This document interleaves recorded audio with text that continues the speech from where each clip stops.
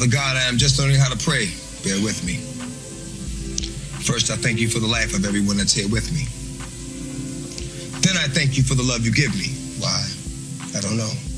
I don't deserve it, and it hurts inside. Many a nights I cried and called your name out loud, but didn't call you when I was doing good, too proud. And still you gave me love. I wasn't used to that.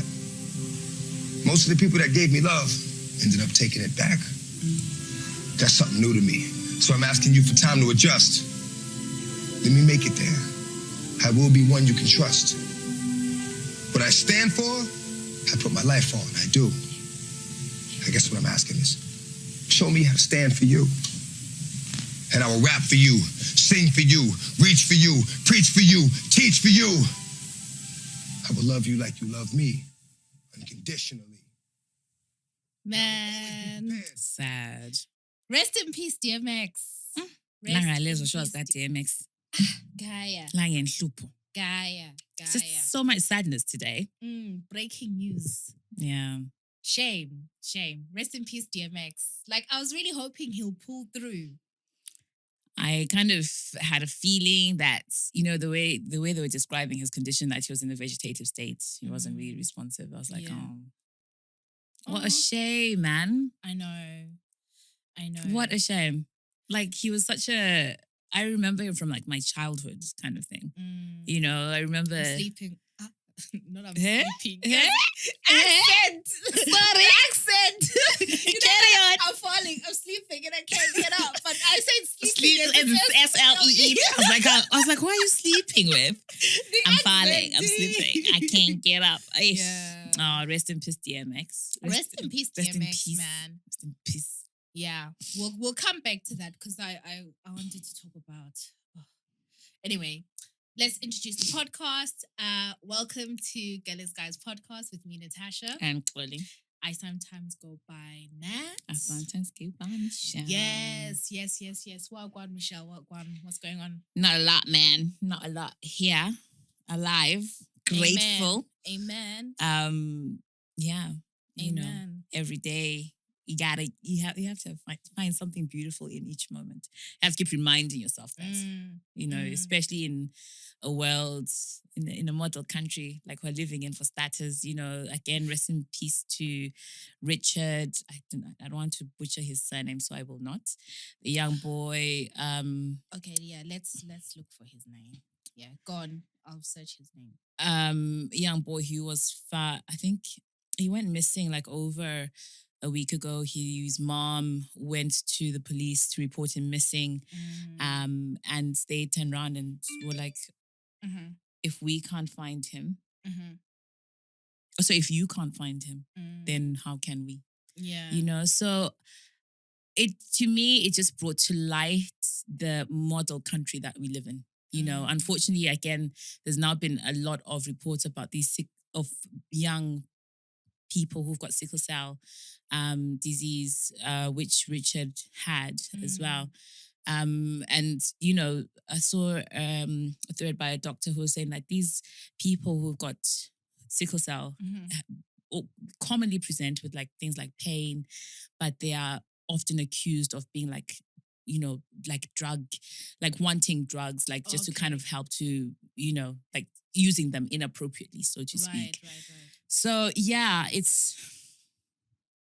this is the world we live in. Yeah. You know? Rest in peace, Richard Okoroge. I hope I'm saying his name right. Yeah. Like, it's so sad. And I guess they didn't take it seriously because they're like, oh, he's 19 years. Yeah. And we don't have a record of him. That was one of the things. And the mom was like, that of they course, said. he's a good boy. Yeah, like, why should you have a record of him? Why? Mad. Why? Man, that is so sad. There's so many missing kids that are just popping up. Yeah, there are. Like, it's quite frightening. It is quite frightening. But yeah, I mean, like, rest in peace. And there's something that I heard, but I don't want to. There was on social media, someone was talking about an incident in Australia with some Zimbabwean kids. Anyway, I will get the right information and then come back. Okay. Something about, but I know like there was a discussion around, like people taking these kids taking their lives, Oh, really? something like that, and linked to lockdown. But I will get more information. And yeah, because like there were a group of Zim people that were talking about it because there were kids from Zim, right? But yeah, Tough times, hey? tough. Okay, let's get into it. So this is just gonna be like a random hot topic sort of Yeah, episode. These are like my kind of favorites. But before we do, just wanted to kind of go through some comments that we got from our previous episode. So in the previous episode, we discussed basically this what's it's called the race report, but it's a report that an independent report that's been published that was looking at I guess the state of racism in the UK, particularly looking at institutional racism. And headlines from it was that the UK is not institutionally racist, and then some recommendations. So we just had a discussion on that. So guys, thank you so much, particularly to all the people like who aren't in the UK and like couldn't care less about the UK who indulged us. So I just wanted to kind of read some comments. So on YouTube, guys, our YouTube is Galen Skies. Please subscribe to our YouTube. I know, like, I have to, like, we need to do some work on our YouTube. But don't worry. As we grow and we get the skills to like chop it up, please subscribe to our YouTube. So on YouTube, think inbox was like, BAME is not useful even for stats. Don't be fooled into accepting it. It covers inequalities and racism within the group, which can be worse than experience from non-BAME people. We don't need a label to be a group. And then Norma Kaba was like, absolutely, in response to that, it was like, absolutely, there's no point in creating unity under one umbrella when group outcomes are so different. To ignore between and within group differences is ignoring reality. I, for one, would like to understand multivariate factors that influence outcomes and seek to make positive changes based on that understanding. And then, like, just lastly was like, the report was valuable in my opinion. Okay, that was interesting. And from Twitter, Love and Light, God damn it, says, listening to Golden Sky's Mother Country and your Kunzima AUK. It's trash in US, but I'm shook. She says, on the topic of being British / English, that narrative saying those of African, Caribbean, Asian, etc. are not, etc. is not steeped in xenophobia and racism. So I might be reading that wrong. Is steeped in xenophobia and racism. Okay. That's the same narrative white supremacists use to whitewash a culture that has been that's been influenced by the same folks being excluded. Because yes, your cultural identity may be, for example, Zimbabwean, but that doesn't negate your British identity either. Mm-hmm. Your identity is multifaceted. Also, claim what is yours. I just wanted to read that on Instagram, because we're the question about, can you be English and African? Beautiful Bukola said, but so we played the clip of the woman who was like, you can't be English. She was like, but could she call herself American, Canadian, Australian, or New Zealander? A lot of people with Anglo-Saxon heritage are calling themselves that. Many Anglo-Saxons of English heritage identify as African too. Yeah. So yeah, it's just I find that there's certain topics that we have talked about that kind of follow there's a similar trend or thread to it. So if you are listening to us for the first time, check out one of our earlier episodes, which was what was the third episode called? The Illusion of Inclusion. And then we did diversity and inclusion. Then we did the Minority Report. Then we did there's something else. There's 4. Yes. It escapes me. But yeah, so Yeah. there, just to kind of, and I think one of the things that we like doing on this podcast is just highlighting certain journeys of our people, our experiences in the diaspora, our experiences as immigrants, so whether it's be in health or whether it is in whatever institutions, you'll find that we are kind of, there's a similarity. And this is what we kind of discussed. So yeah, check out our earlier episodes. Yes. Okay.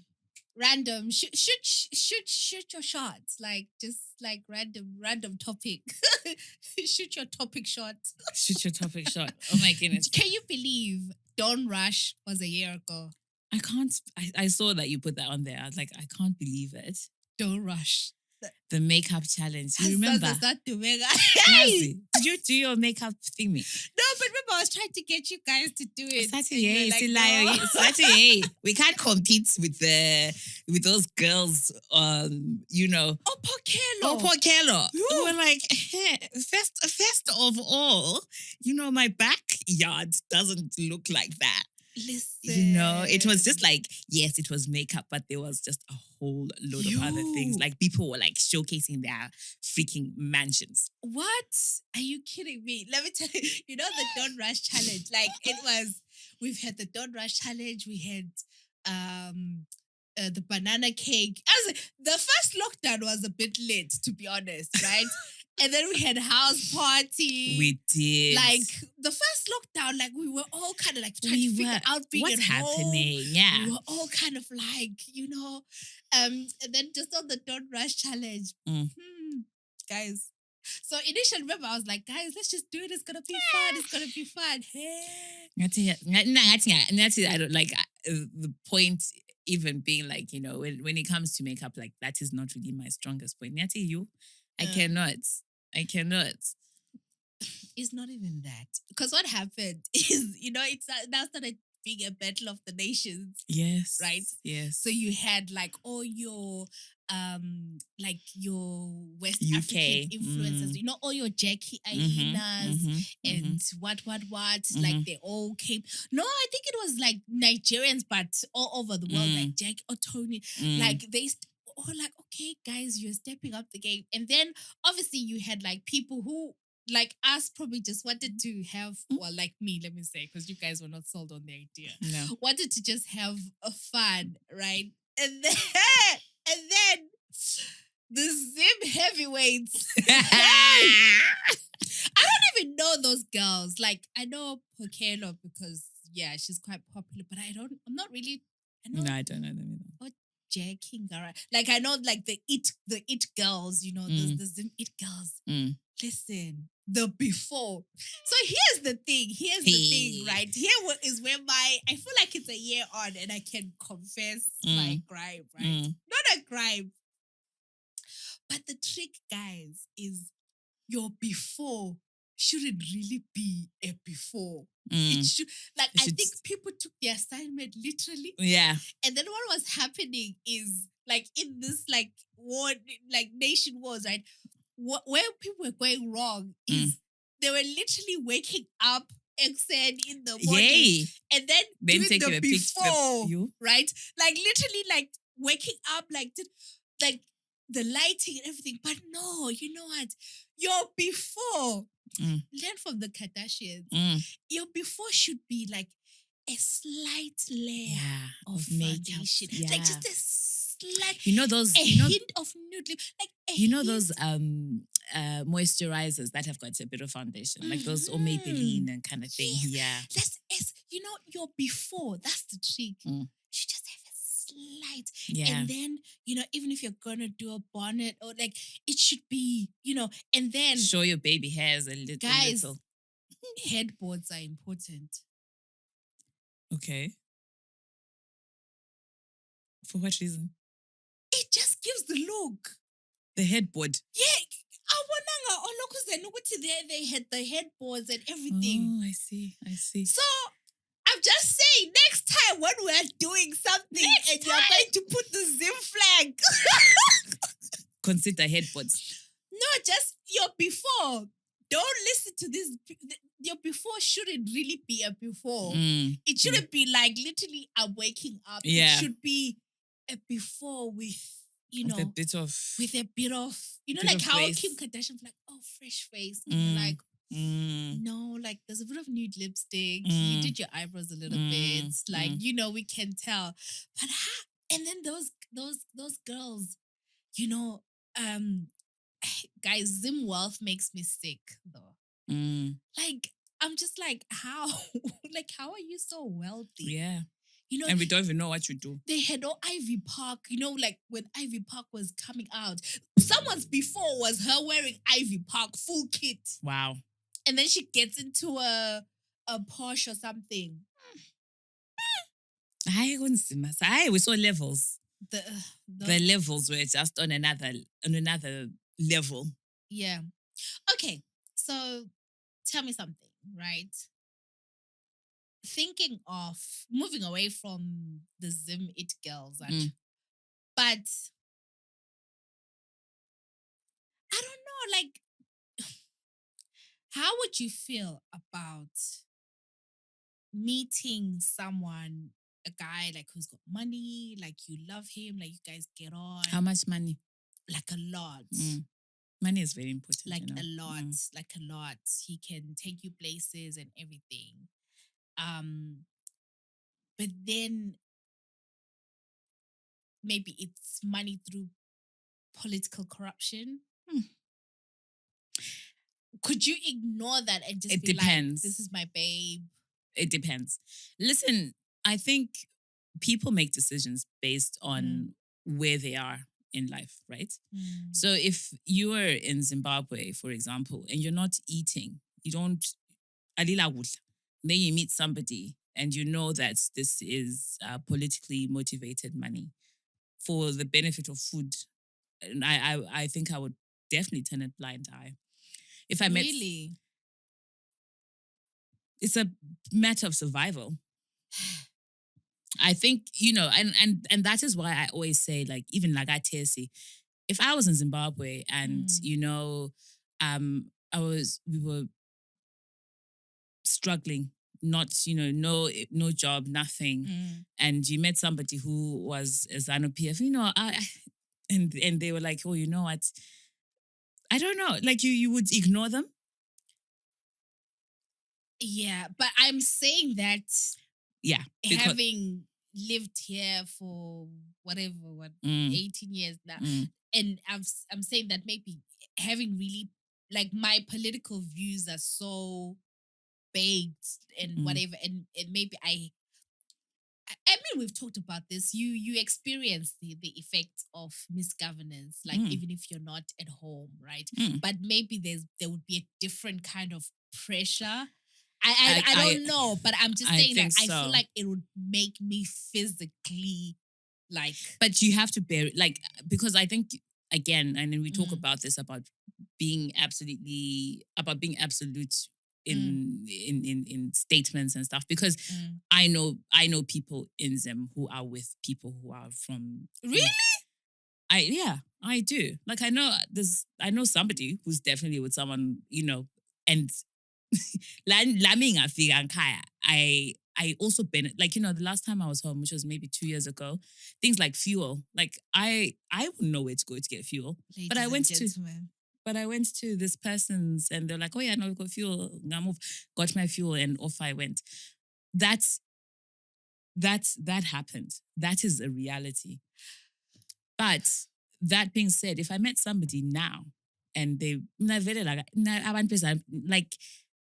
I think you need to appreciate that you're sitting talking from a position of privilege because you have that ability to say no. So if someone came and said to me, oh, hey, I'm ZANU, I support ZANU-PF, like now, I'll be like, yeah, or on you go kind of thing. Because but I have that's the position that I have, like, because I work myself. But I wouldn't want to it's difficult because you don't know what people go through. You don't know what somebody is going through, you know? And it's the same, like, you can look at it from the perspective of Zanu-PF. You can look at it from the position of, you know what, like, how do people end up into prostitution? You know, and I'm like, how, you know, you can't say, Uti, oh, I mean, I would never, because you've never been in that position where you have to sell your body to put food on the table for your child, you know? But I can honestly right now say that, oh, no. That's not something that I would do. Mm-hmm. But can we blame people who are already in that position? I don't know. So that's why I've never been into like the Zoom It crowd, because I'm just always like, okay, yeah, like we can go on your Instagram and be like, wow, but where's your money coming from? Like, where is your money coming from? And I mean, I guess there's some, like, the Kim Kardashians of this world have shown us that there is a premium in being beautiful, right? And so even if you have access maybe to money networks, but Lawe, you know, you're beautiful, you present yourself in a certain way, like, you know, people aspire to be like you and they'll buy your stuff. I mean, I guess that means that you've got some kind of business acumen, like you're fine. But there's levels I still to it as feel well, like you. Like, so if you were in Zim, right? If you went visiting in Zimbabwe right now, and you needed impop, for example, for your family, and you knew somebody who was maybe affiliated, and they were like, "Oh yeah, no, don't worry, I have it." I probably would take advantage of that. Okay. I feel like it's such a gray area. Like, but maybe it's because I come from like, and I guess maybe there's something about even like now Vela, like him and like it's quite a like opposition strong, not opposition in terms of MTC, but just like anti whatever. So I feel like anyway. But anyway, girls. No, but I'm curious. Like, how? Like, what would you like? What would you do? So you wouldn't go and get it? No, I would go and get it. Okay. I would go and get it. It depends. Like, maybe if you work for the council, it's like low level corruption. I'm joking. So, have you finished watching Behind the Eyes? Yes. Did you watch it? Yeah, I watched it. I watched it a while ago now. But it was so good. Such a brilliant little series. It was. But then, you know what? I was so scared because it was one of those things I was like, should I be watching this at night? Did you, like, someone else said that? I was like, really? Yeah, like when it got to like episode 4 or 5, I was like, no, let me watch this during the day. So you started watching it during the day? Yeah, because I was getting scared. Like, okay. I kind of felt like, we can't spoil it, right? It's been out for some time. I'm sure everyone's watched it. Okay, let's not spoil like the big reveal at the end, right? But I was just like, Louise, like, why are you acting like Ikiwa? Like, you know, just savior mentality. Yeah, she was just like, oh my God. And I was like, Behind Her Eyes. It's 6 episodes. And it was brilliant though. Absolutely brilliant. And then poor Adam. I forgot it. I watched it so long ago. The child, yeah. You? Guys. Yeah. So no, it was something else. It was something else. And what else are you watching?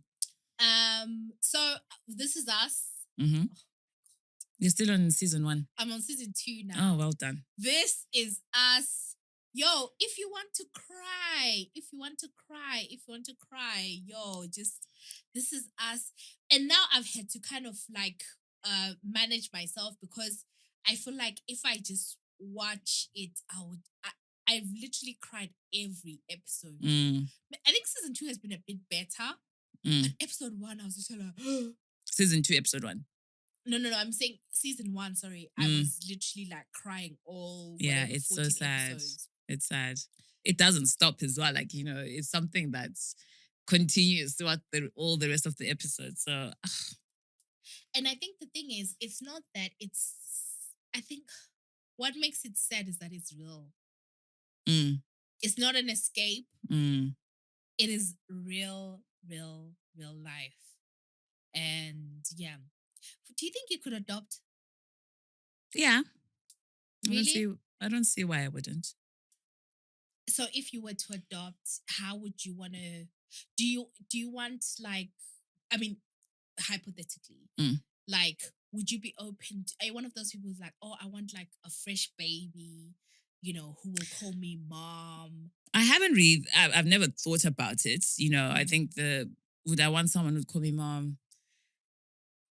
Because you're the mother at that time. Yeah. Then yeah, I think, I suppose it depends, because if you're getting somebody who's 15, 16, you're not going to want to enforce that on somebody. Yeah. But from a baby's perspective, like they know no other yeah, mother, so you are that mother figure to them. Yeah. So I think, yeah, it'd be nice. But I think I'll be very clear as time progresses that yes, I'm your mom, and make it very open to, what, if you want to, because you don't want it to, because you always find that with kids, there's always that element of, who am I? They'll ask that question. So you don't want to be that kids which and the thing is, like, if you're not open with it, somebody else is going to be. And it's always other little kids, the little cousins who come around and like, that's not you, mommy, that's not you, daddy. Because people and they'll be talking amongst themselves. Do you know what I mean? Yeah. So I think it hurts a lot more. But yeah, would you? Yeah. Like I've always thought like when I have the resources, like I definitely would be open to adopting or fostering. Mm-hmm.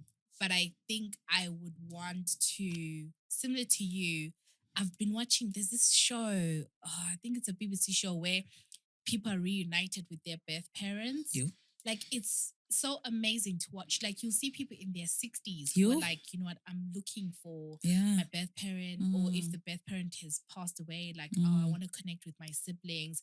And you see that it means a lot to them. And also, I think, like, because my mom, I think I mentioned this, that my mom was a social worker. So she used to work on like fostering and also adoption. So I remember like the stories that she would tell. And it's little things like, when you're talking about how it's important to some people to really connect with their birth parents, it's little things like, oh, you were left in a blanket and a teddy bear, right? So sometimes people will receive that as, oh, they cared about me, or like they want to know, like, oh, you were left here, and there was your stuff was put in a Sainsbury's bag, like, so like social workers will take those notes and they'll keep them, so that when people come back, like the little detail is so important. So yeah, I think I would want, but then like you, I think because I've been in that one, I've been interested in it. Like I really would, be under no illusion of like, like I'll be like, yeah, go find your birth parents and support them in doing that, and not to try and replicate it as if it had been my own biological child, and not give them. So it kind of made me think like, This Is Us, I'm not spoiling it, right? Because I'm so many seasons, because it's about three siblings, one of whom is adopted a black child, and and it made me think of little fires everywhere. Yeah. Remember when the was it the Korean baby? Oh yes, yeah. That the white parents adopted. Yeah. I think it's definitely like, I mean, I grew up with my uncle and aunt, and I remember it being something always constantly at the back of my head, that who was my who my dad was, and stuff like that. And I did actually reach out to him. And I think, sometimes, my mom was like, oh, well, it's up to you.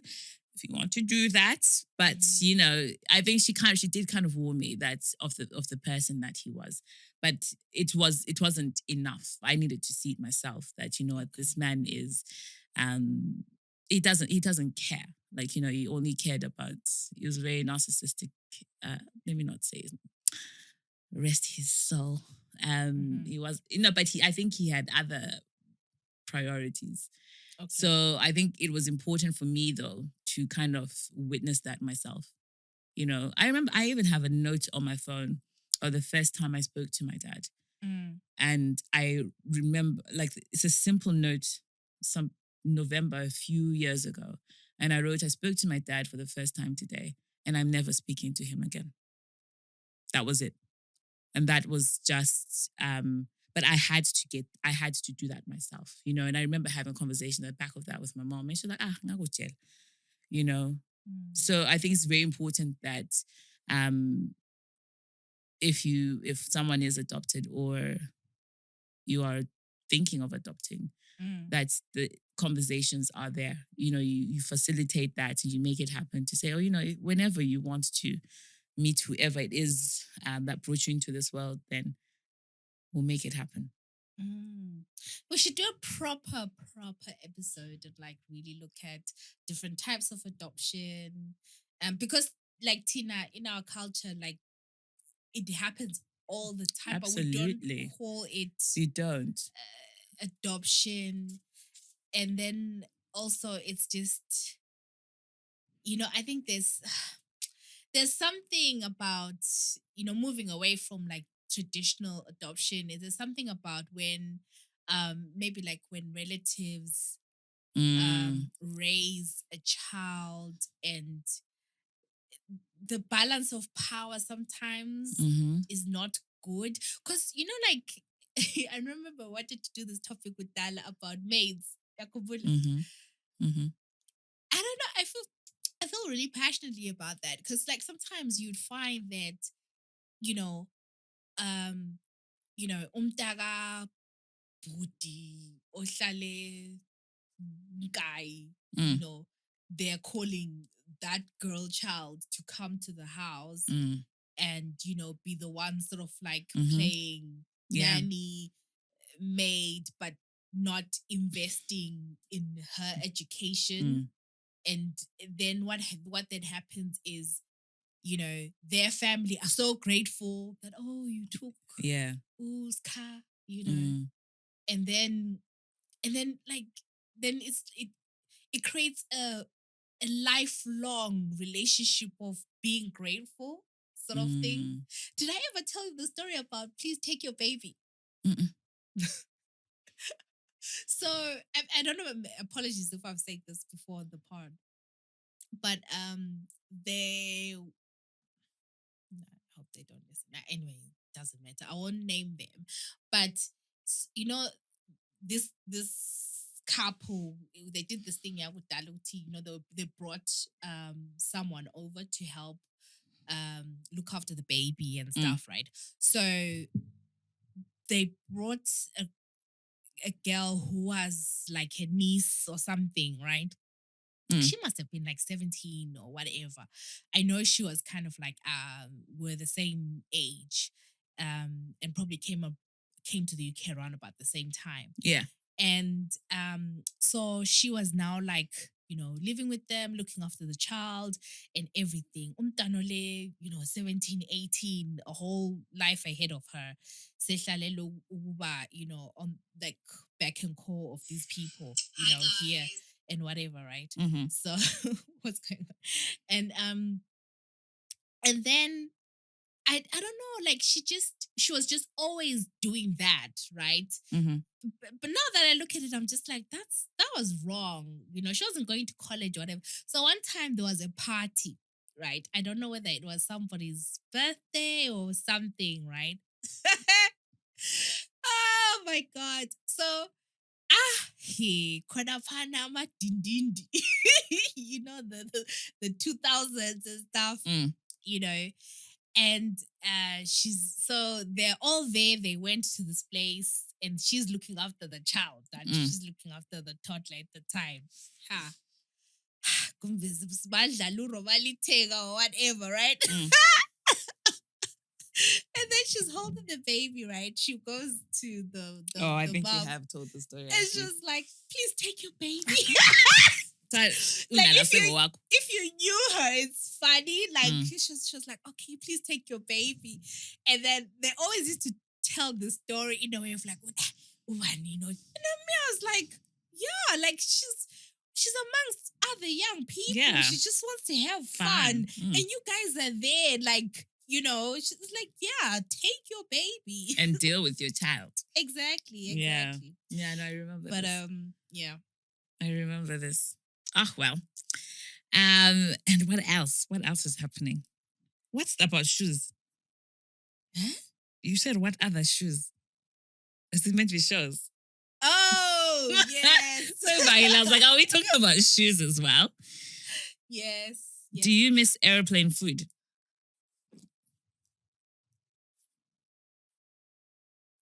Yes. But I don't know if I miss airplanes. Oh, really? And maybe not the food. So now I'm like romanticizing everything about it. I like airplane food. I like being on a plane. I like it. I like everything about it, to be honest. You do realize that people can't see you. It's okay. Yeah. Well, you can hear me. Yeah. But yeah, so I feel like I love being on a plane. I love that giving that control to somebody else. Like, oh yeah, get me to wherever safely. I like that. Yeah. Okay. Another thing that I was thinking is, so I don't know if you've seen this thing on social media. They were highlighting these people who are building homes in Plumtree and like other rural areas, like really nice homes that are fully kitted and everything. So, and yeah, I think it's becoming a trend. So I wanted to ask you, I kind of have an idea, but I just wanted to ask, like, how do you feel about going back home? Like, is that in your plans? And are you one of those people that are like actively buying land or homes? Like, how do you feel about that? I'd love to have a piece of land back home. I would. Home is for me, home, like when I think of home, I think of home.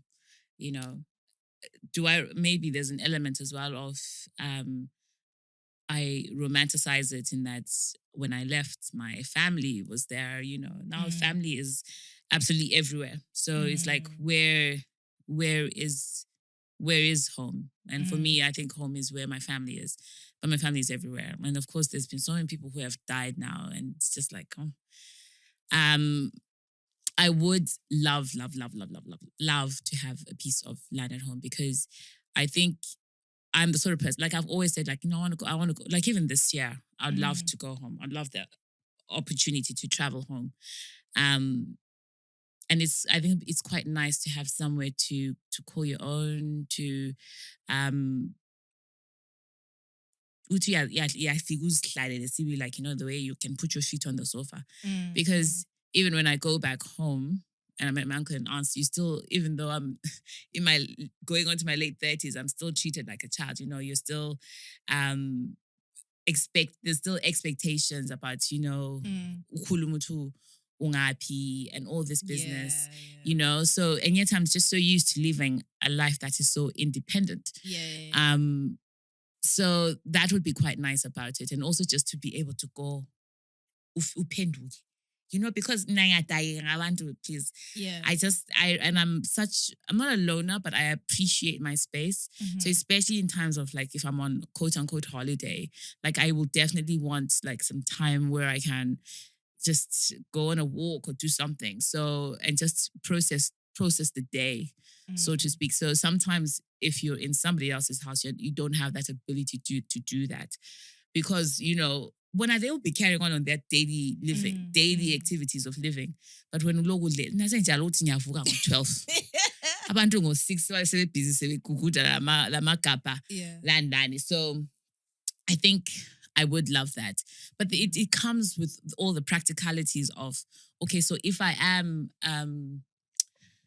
do buy this piece of land, who's looking after it when I'm not there? You know, again, and you're thinking, do you put family in there? Then there's expectations, okay, so if I'm putting you there, you're going to keep this to a certain standard, you're going to keep it clean. And then when you're going there, it's like, when do you go to the master bedroom? Because you take, there's so much at play, and I think it's a constant question that we'll always be asking ourselves, where do you settle and call it home? So yeah, I do want a piece of land, but I am also very much aware of all the other variables that I don't necessarily have control over. So you want a piece of land to build? Yeah, I suppose I would build if I had money. Yeah, like if I had, imagine you have money. If I had money, I would buy a piece of land and I would build. Okay. Right.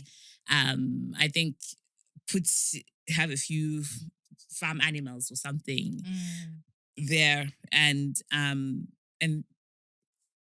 always feel like, I would try and look for somebody in my family who can benefit from that. But again, there's all these other issues which I can talk about, but then unless I'm physically in that situation, I don't know what I'll be like. I don't know what sort of a landlord I would be like. I don't know if I'll be the sort of person with I don't know up until I'm in that actual position. So it's difficult for me to kind of grasp at straws. Hi, more power to y'all. More power. I honestly, yes. Do I want a place at home? Yes. However, I do not have the patience to build. Unless if I did it with someone who had the patience to build, fine. What do you mean by that, though? I don't have. You don't have to be the one building. No, but I don't have. Okay, I don't have to. Of course, I am not the one physically building, right? So what's the problem? No, I feel like when people build, I will pay. It's like the moment you budget and you think, oh, this is fine, right? They'll come to you and be like, oh, this window pane needs this. Oh, we now need this. Like I've seen people who've embarked on building projects and it feels like it's never ending, right? So that's one. But maybe if I had money, there are these people who do like property developing. So like if you got a block in a gated community, like I think I would be up for that. But have you seen the prices? Yeah. But this is the thing. Like if you have money, then you're fine. No, yeah, but they're comparable to here and even more expensive. And I'm like, what? Because one thing I'm clear about is like I would like the whole, I don't know what you call them. Like there's this place which is near Hillside Junior School. There's this hospital that's like, anyway, it's like this thing that's being developed, right? And then you go in and they've got really nice, they're kind of like, they're not detached, but, so I don't know what you call them, maisonettes. I don't know, like, it's not like a flat, but it's like you've got the space and everything. Like I would love something like that. But I would never put anyone in because if someone is living there 11 months out of the year and you come in December and you think, of course they'll be like, okay, yeah, sis Xolie, whatever. But this has been their place for 11 months. So I would definitely never put family in there, except if I am giving them the place, right? But maybe I would do it in Airbnb it. Go to Knight and Frank, is it called Knight and Frank? Whatever. Like go to proper estate agents and say, manage this, 6 months out of the year, Airbnb it, blah, blah, blah. But that's why I want a place that is contained, that is small enough that if I woke up and I heard that ZANU-PF took it, I'm like, okay, whatever. Right? Mm. But if I go and build a mansion Mm. and then I'm not going to be home all the time. Yeah, for sure. I personally wouldn't build a mansion. I wouldn't build a mansion. I would, it would be something very simple, be something that I feel, because no point in building mansions when I'm living in a little 2-bedroom flats in Enfield. Mm-hmm. I can't go in home and build a mansion. So there's, I guess, the just being a bit, and that's me. I know people who have built massive houses like back home and haven't set foot in it. And, family are living large, in Konokuti. Imagine what happens when you are at home, when you're visiting, your mansion, and someone has already set foot in the main bedroom. That's their room, they've got their pictures and everything. I mean, Yeah, honestly, like when I go to Zim next time, I am getting a hotel. I'm getting an Airbnb. Like, yeah. I'm not staying with anyone. And also just circumstances have changed. I used to go home to see my granddad. He's not there, so I feel less of a pull. Yeah. I think for me, it would be similar. When I was going home before, like Tamara was there, so I wouldn't think about like separating her from the rest of the family, because you can stay in a hotel if you wanted to. Yeah. But now, now I think things are just different, I suppose. Yeah. Things are just so different. I don't know. But controversial. Like, I don't know if I want to. No, let me not say. I want to go back home, but not like I want to pack my bags and fully go back home. 100%. Yeah, no. No, do I. No. No. I want to do over my kiolo. Can I know 6 how months? Spend winter, like, over in summer, like you call it like your summer holiday. That would be the dream. Yeah. To be that financially liberal, that you can, financially independent, that you can just spend 6 months here, 6 months there. Yeah. That would be nice. That would be really, really, really nice. And again, we're speaking from a position of, and this is where I see like this is the privilege that we have. Yeah. Dude, there's some people who have no choice but to be in Zimbabwe.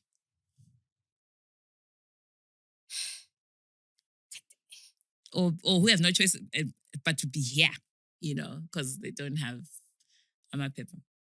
I think it's just always important to there's a lot to be grateful for.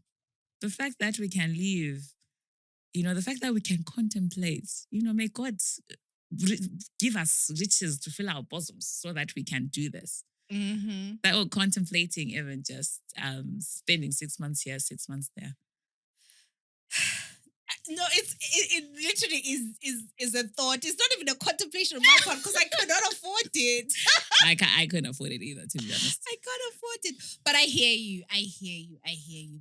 But should we wind down? Yeah, because we are recording and playing engineer at the same time. And shout out to people on Patreon. Not Patreon. Instagram. Oh no, but shout out to our Patreon guys who were also trying to do like a live thing. Oh yeah. So we're gonna save it on our Patreon. So next time we'll set it up properly so that we can see your comments properly. So apologies. I was trying to log on there, but it's a bit noisy. Okay. But yeah, so shout out to you guys.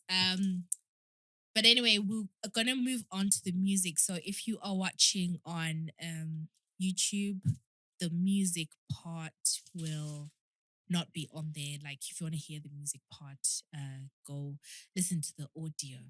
So yes.